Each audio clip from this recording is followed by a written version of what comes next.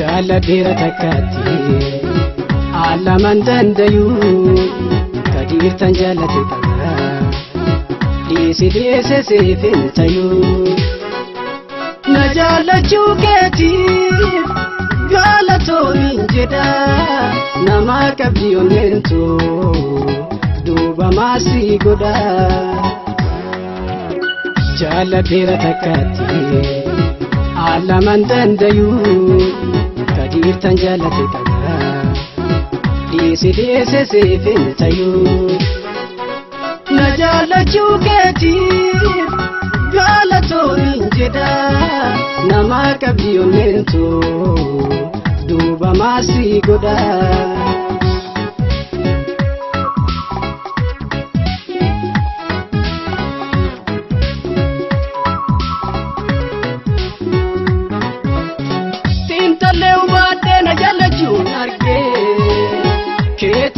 danda'u kan ijaare diige mee anana dhiisi durkan namaa ta'e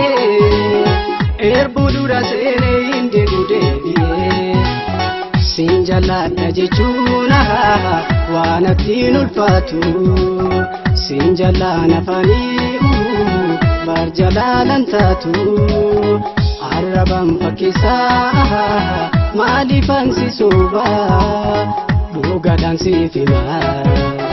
tan jaaladheen qaba akkamiin tajaaladhe dhiise akkamiin waadaa gaale dhiige akkamiin si jaallesin jedha himi mee'atu ani si gaafadha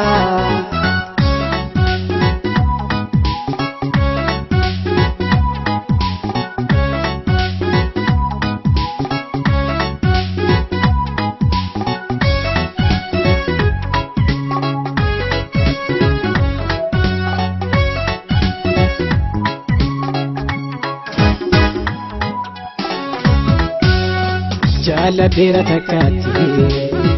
An laman danda'u Kadiir tan jaalate qaba dhiise seefin tayu na jaalachuu keetiif galatoon jedha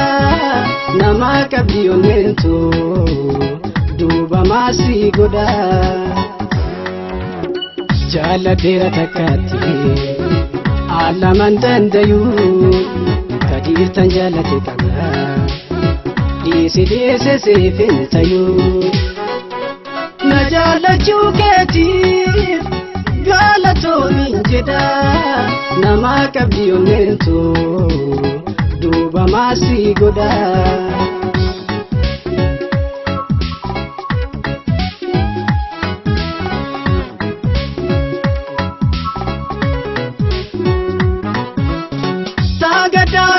Waliin dabarsine